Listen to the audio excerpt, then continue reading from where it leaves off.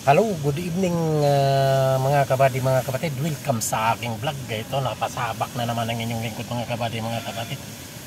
Kapapasok lang. Ka time set in Riyadh, Saudi Arabia, 9:25 PM. So now, napasabak na naman ang inyong lingkod mga kabady, mga kapatid. Nandito sa Nissan Kicks 2023 model mga kabady, mga kapatid. AC ang problema niya mga kabady, mga kapatid. So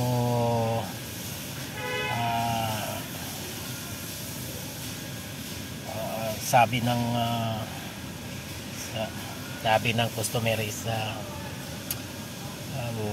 walang labig daw yung AC niya. So normally basic test, baka mindset ng lahat, baka walang preyon una, kaya walang lamig. So basic ang unang step, check the freon. Okay, for charge, no, walang problema.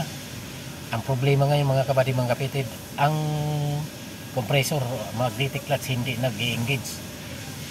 So yun ang ating sisilipin sa mahiwaga natin rebook mga kabady, mga kapatid, kung anong sintomas na dulot niya mga kabady, mga kapatid. Bakit puno ng freon, bakit ayaw mag-engage yung compressor? Okay, so tara, samahan niyo ako. Ito mga kabady, mga kapatid, ito sa Intelligent Power Distribution Unit, IPDU, mayroon isang code.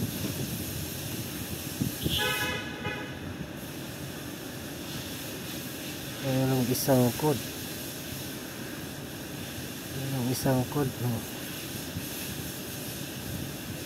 isang code, B20C 7-15 AC clutch circuit short to battery or open.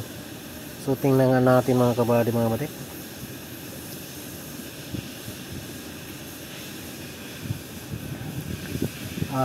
Red good for yan nga, AC clutch circuit daw, short to battery or open.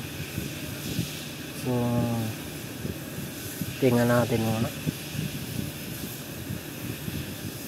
Meter 7,984. Okay, so good. So balik tayo mga kabady, mga kapatid. Tingnan natin sa kung anong, ayan, tima naman ito, sakit. Oo.